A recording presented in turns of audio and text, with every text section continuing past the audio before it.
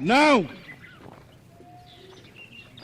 there's a program which the youth have to take, which will foster a positive national identity, while also encouraging a culture of service and constructive participation by the youth of Zimbabwe.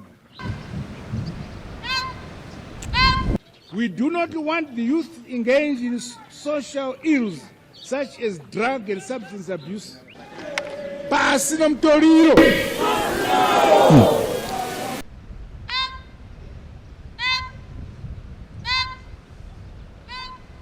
Each training intake of the youth service in Zimbabwe will enroll youth from all provinces in order to foster unity among the youth, regardless of region and regardless of tribe, regardless of race.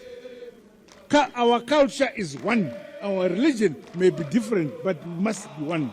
No one and no place will be left behind. The Minister of Youth Empowerment Development and Vocational Training is directed to quickly roll out this program and other skills training programs to ensure that no young person is left without a skill or gainful economic activity.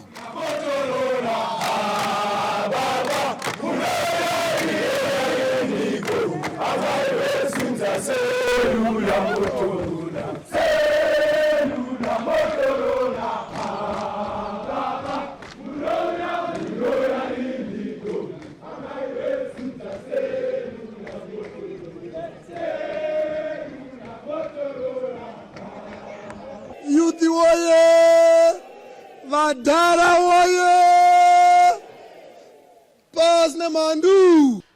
In summary, National Youth Service is a program which is designed to train our youth in national orientation, to give them the values of our country so that they are able to know where we are coming from and where we are going to. We are dealing with the issues of patriotism, we are dealing with the issues of discipline, volunteerism, and also we are instilling the sense of respect and resilience. And we are focusing on their behavior. We are focusing on them to be self-reliant. Even if you have a degree, even if you have 4 O levels, even if you don't have anything, as long as you're a Zimbabwean youth, we are taking here on board. We've taken here them on board because we want to my youth, I can do. Can do everything. Youth service training is not peculiar to Zimbabwe. The United States of America have got national youth service, which is possibly the reason why they can stand together against even our own countries when they impose sanctions against a nation. For example, our own country, it's a collective position, perhaps because they come through the same system. So we have the United States of America have their own national youth service training. We have South Africa have a national youth service training. Kenya, Namibia, Zambia, all those other countries, and even Nigeria have their own national youth service training.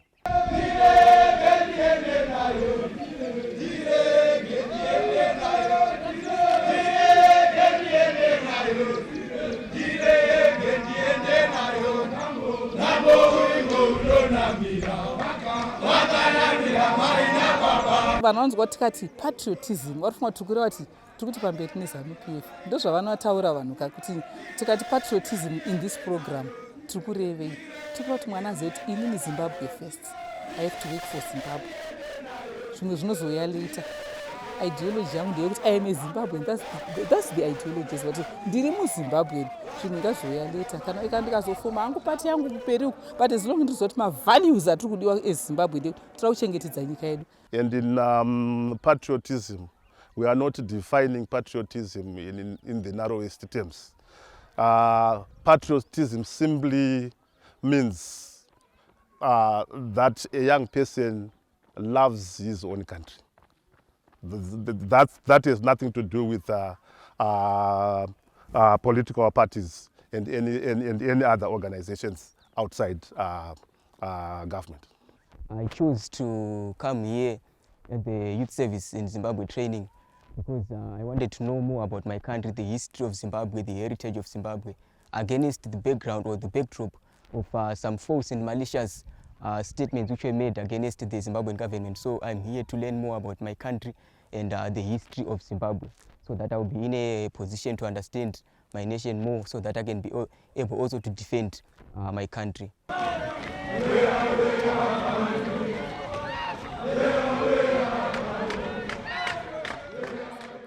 The enrollment is done by our districts throughout the country. The training does not discriminate on the basis of qualifications. And you also observe that among the trainees that we have here, the greater part of them, the most minimum have 5 O levels, and others have got degrees and masters.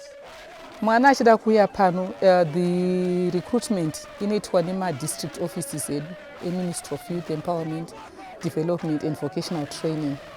Ndo vanoita the recruitment. So they'll go to the districts, fill out forms per district. In district, you also submit the forms to the provinces. These are the names from these districts and these provinces. So as long as you're Zimbabwean youth, you can go to the district offices.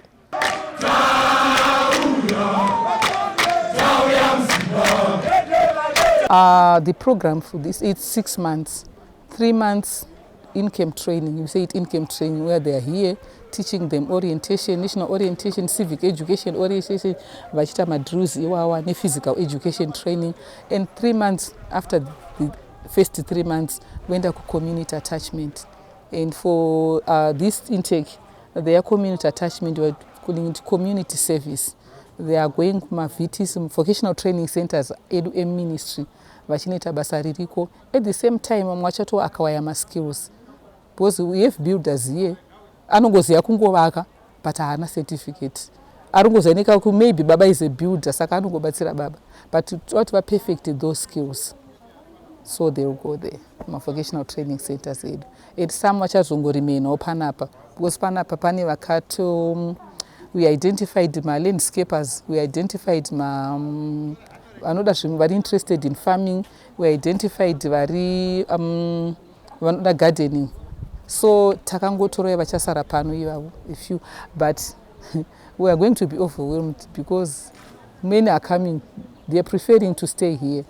My projects atiri kuita, tine tomato planting, then tine ma vegetables, tine ma cabbage. Ndo ma projects atiri kuita in terms of farming, agriculture, green farming. Then tine ma fish ponds, patinoita api ye cow ye fish. Then tine nguruve. Ndo ma projects atiri kuita.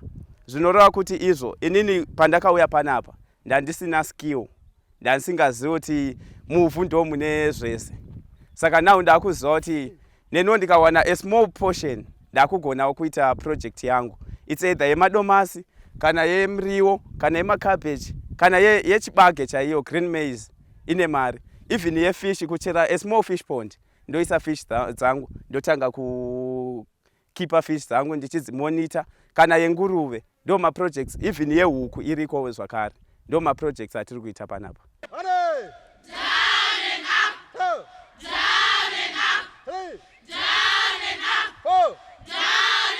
Panapa tinotraina vana vanomuka makuseni. Program yedu inotanga na 4:45 vomuka, panoda bhere kutanga porora rechipiri, toenda navo ku road run vomhanya, voita ma exercise. Ma exercise tinenge tida kuti vasimbe miri yavo kuti vagova ne discipline, ndo zvinonyanya kubatsira ma exercises. Tobva voenda ku breakfast, vapedza kudya, toenda kunovaitisa madrill. Madrill aya akanaka kuti ndiwo anoisira discipline mwana. Saka tinozama nepese patinogona kuti mwana chera akabva uko akabva asingaziye kana kudii, asi paanobva pano anenge ari mwana ane hunhu, anenge ari mwana akuziya kuti chii chinonzi nyika Zimbabwe yakabva kupi, iri papi uye iri kuenda kupi. Nini ndonzi Tendai Mukota, ndiri RSM pano. Basa rangu ndere kuinstilla discipline muma trainees. Discipline ndo chinhu chakakosha pa training.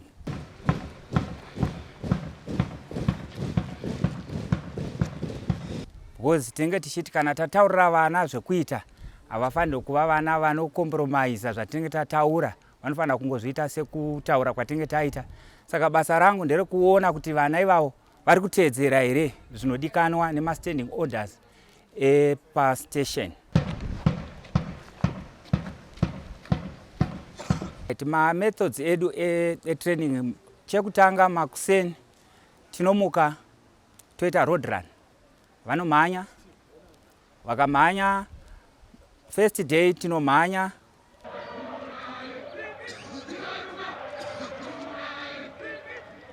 Then the second day toita PT, physical training, kuti va-exercise miri ugare wakasimba. Because zvinhu zvatinoita panapa zvinenge zvichida vanhu vari energetic, saka tinoita ma-exercises ekumhanya nekuita ma-exercises e-PT muground. Ndo chinhu chekutanga kumakuseni.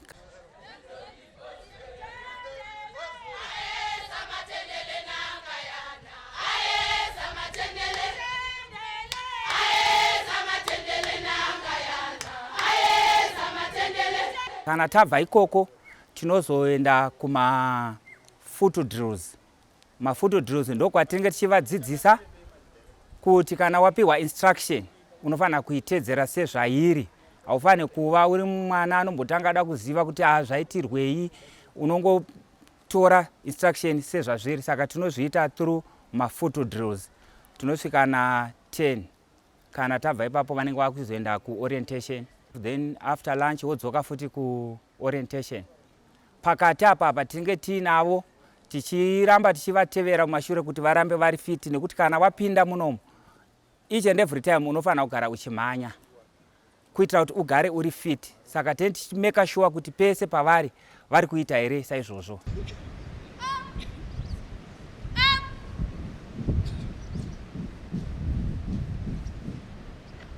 Pane vamwe vanouya bhodhi yavo isingapindirane naizvozvo, vanonetseka vanhu ivavo, but tinoramba tichipushana navo kusvikira tabatana. Kunetsa kuripo zvechokwadi. Vamwe munongoziva kumba anenge achichengetwa nana mama achinyengererwa, so saka panapa hatiwanzo kudaro. Tinenge tichiti munhu wese zvinoitwa nemunhu wese unofanira kuva uchizviita. Saka pane kakupushana zveshe karipo, but zvinowanzo kuitika mu-first 3 weeks. Then kumberi ukuku aiwa tinenge taakunzwisana taane language imwe chete. My name ibizo lami, zita rangu ndiri Sinqobile Moyo. Panapa ndiri RISM, ndini Regimental Sergeant Major. Zvinoreva kuti ndini mukuru wetraining kana chitarisa zve-physic course both sides, especially pa-discipline. Ndinoenforce discipline both kuma-student nekustaff. Saka pa-training iyi ndine ma-student vakomana 688, vasikana 139, vose vakasangana 827. Then pavakapinda munomu inini saregimental sergeant major ndakambosangana nokuti vamwe vacho vaishandisa ma-drugs. Saka kuenforce discipline kwamboti remembijana, but izvezvi vakapedzisira vajairira, havachatizi kuenda kunosuta mbanje, havachaiti zvedoro, havachaiti zvema-drugs. Saka it means discipline yabuda zvakanaka. Ndakauya panapa posi ndaitira zvinodhaka. Life yanga isina kumira zvakanaka. Pandakatora zvinodhaka ndakasvika ndiri kuchikoro zvekuti zvailidza kuma-problems kumba, kuita mamudzu, kusarespecta vanhu vakuru nezvimwe zvakasiyana semuchikoro, muklasi unenge usingatombopay attention. Izvezvi ndotenda kuti ndakauya kuno ku-National Youth Service cause dai ndandirarama ndiri kumba handizozivi chii chaizoitika mulife mangu, zvekuti ma-problems anga kuwanda kumba, kana ma-lights chaiwo anga kutoshayikwa mudzimba, of which ndasikazofara kuti vabereki vangu varamba vachingochema nezvakangosiyana siyana. So nongotendawo kuti ndakazouya kunoku, futi counseling iri kuitika kunoku nekusocializa kwevamwe vanhu vandiri kuita navo kunoku. Counseling yatakapiwa handinoona zvichiramba zvichibuditsira zvinhu zvakanaka makuti tiziva kuti pandichazodzokera kumba. Ndiri kumba nguva dzangu zhinji ndaisakwanisa kugara ndisina udhako. Ndaitoti pese pandiri ndofanira kunge ndakasitika kana kuti ndofanira kunge ndichirwa, handiri munhu wehondo. Saka ndiri panapa first week zvakambondiremera, ndakutoona kuti ndakutokwanisa kujairana nevamwe nokuti ndandiri munhu aisakwanisa kusocialize. Ndakutokwanisa kutambawo nevamwe kusvika izvezvi ndakuda kutopinda mwedzi wechituru. Chatiri kuti discipline, tiri kuti mwana ane hunhu hwedu ari kuziva patsika dzedu, handiti tsika dzedu dzechiafrican, kuti chiafrican.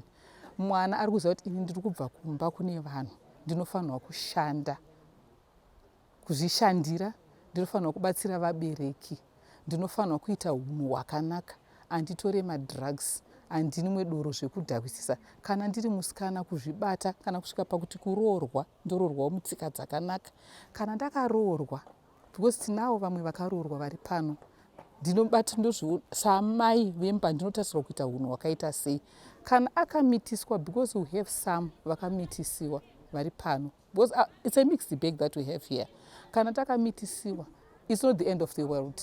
This is a starting point. The misconception that many people have about youth service in Zimbabwe training is that it is part of the paramilitary training, so which is wrong. We are not a military training.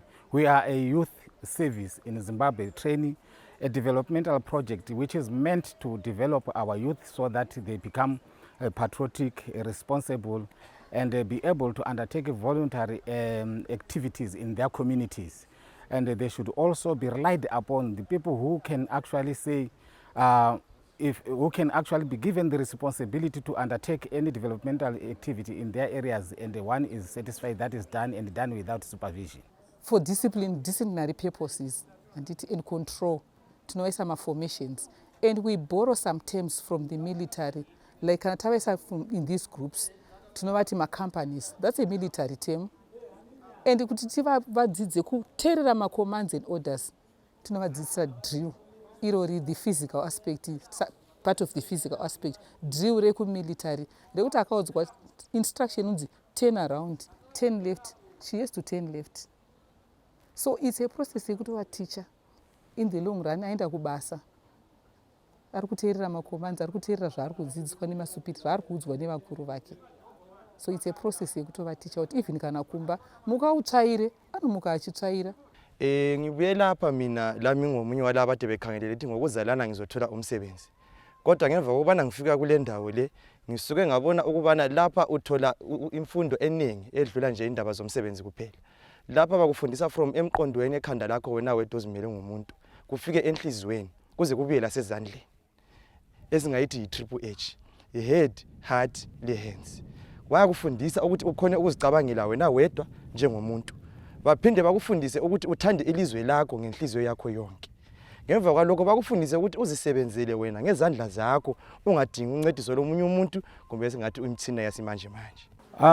They are given various life skills. For instance, as part of our training, we introduce them to agricultural activities. We introduce them to various developmental activities such as training in their building, training in welding in some instances. For instance, right now, we want them to develop the Ministry's vocational training centers. So those are some of the skills that we impart in them. We are not just doing physical education and national orientation. We also take them out to make sure that they are responsible citizens. As you can see around the training center is clean. It's them who are taking all those activities to clean up their centers to make sure that it looks well. Tiri kutodzidziswa ma-entrepreneurial skills. Izvezvi zvisinei kuti ndiri kutarisira kuti ndichawana basa. Pfungwa dzangu izvezvi dzakazara mabusiness, maprojects akawandisa chaiko andiri kutofunga kuti ndichingobva pano ndoda kunoita chakati. The other benefit is civic education. Most of the programs that we have done so far, they are more practical than theoretical. Basing from what I have studied from college, I have gained more practicals here than theories. Panosvikawo vision yaBaba wedu Baba Mnangagwa kuti we are moving towards a prosperous and empowered upper middle income society by 2030. Ini ndinofanira kunge ndiripo ndinewo chandiri kuita ndatoemployawo vamwe ndakutovawo part of the people vari kutowerengwawo kuti nhinga ari kuita chakati zvisinei nekuti ndiri kuitei, ndiri kuenda zviri kuenderana neprofession yangu here kana kuti. Asi ndoda kuti ndingewo ndiri munhu ari kuita kuti nyika yedu ibudirire tichienderana nevision 2030. I noticed that there is no political affiliation here. The program is open to anyone despite the political party that you can support. There is also no discrimination. Everyone is welcome. Anyone with disability, with any health infection or anything that affects their health system, they are allowed to be here. Pachirongwa chino ndadzidza kuti kuti pane personal development, community development national development. Ndaona kuti mastages aya anoenderana. Kana ini pachangu sedunga munhu ndikange ndava developed, ndikange ndava empowered, empower society yangu, nekuti ndatanga kuempower family yangu, tabudirirawo semhuri, takubudirirawo secommunity, tobudirira senyika. Ndo zvandadzidza pano pachirongwa chino che-youth service in Zimbabwe. So far the training program has been going well for me, and it has helped me a lot, and it has transformed me as an individual. First of all, I learned a lot through patriotism. It's one of our values here at the youth service in Zimbabwe. Patriotism entails the love for one's country and the zeal or the desire to defend and to fight for one's country, defending our national interests, our sovereignty, our independence, and our territorial integrity. So here we have learned more through civic education. We learned more about our country, where our country came from, most particularly the liberation struggle and the history of Zimbabwe up to where we are today. Then again, I benefited more through the issue pertaining to discipline. Here at this training institution, discipline is enforced. Mina hanyako eusuwana eutsoniwa ni munhu mina nga disability mara makulele ndawa ni nga endla mina ni munhu mina ni nga titekela hasi a ni nga tiringanisi na van'wani vana mina. Mara sweswi kusuka siku leyi ni nga fika hala training center laha Dadaya ni munhu se ni kotaka swilo swo tala. Mina ni nga koti hambi ku tsutsuma, hambi ku tirha yin'wana mintirho, mara sweswi se na swi kota ku tirha mintirho ya ku tala hala laha hi nga kona laha training center hi endla swilo swa ku tala. Ndakazodzidza futi cleanliness zekuti kuhanzi cleanliness yacho azireve kuti isusu kugeza kwetu chete neenvironment pako pauri hapana mapepa akarasika here. Mapepa kana una mapepa akarasika unowatora wokanda mubhini wowapisa mubhini. Kule indawo esikiyo kule ndlela abasiphatha ngayo. Endleleni leyi bakufundisa ukubana uwenze into abayibiza ngevoluntarism, ukuthi uzinikele wena wedwa ukubana uzisebenzele kungela mbadalo, okuyinto enhle kakhulu kwenza ukuthi loba nxa usuphumele ngaphandle awusoze udinge ukuthi udinge imbadalo ukuze uncedisa esigabeni sakini lapho ozalelwe khona. Uzokhona ukubana uthuthukise iZimbabwe ngokubana njani, ngokuba ngumuntu ozimeleyo ovuma ivoluntarism. Lokuziphatha kahle ukuqoqeka abakubiza ngediscipline kukhona kule ndawo. Kule ndawo uyaqhakathekisa abantu abaphezulu kwakho ngeminyaka la ngezikhundla la ngokuphila empilweni. Ngemva kwalokho kunengi futhi okunye siphezulu kwakho okufana le-entrepreneurship. Layo siyayenziswa la, siyafundisa ukubana wena ube ngusomabhizinisi wena ngokwakho, ungadingi uze ulinde ukuqhatshwa, okuyinto ezasithuthukisa thina njengelizwe. Ndakadzidziswa futhi ne-stress management. Stress management, kana waita stress unomanager sei stress yako. Ndakadzidziswa futhi ne-leadership and conflict management. Leadership, you as a leader, how should you be? Unofanele kuti uri sei as a leader. Ini as a leader ndinooneka semafekero angu. Andakafeka ndiri kumberi kwevanhu. Matauriro angu anotaurwa nevanhu vakuru nevadiki vacho. Like kana ndaona munhu mukuru ndomutsa sei. Mamonesa ndomutsa munhu mukuru akasiyana nemonesa ndakamutsa munhu mudiki, which is part of discipline. Kozoita conflict management. Ndakadzidziswa kuti kana kwaita conflict like at village level kana kuti even pano patiri, conflict yacho manager sei. Unoona sei kuti i conflict inoda kufanira kumanage sei. Unofanira kuti ite critical thinking kuti apa i conflict iyi ndipo here apa patangira conflict yake ngotangira kumashure. Otangira kumashure unongoshandisa onion method. Utangira kumashure tidzoka uenda kumberi. Uchitsvaga kuti patangira conflict pacho ndepapi ndiko kuti wane solution way forward kuti ndosolve sei.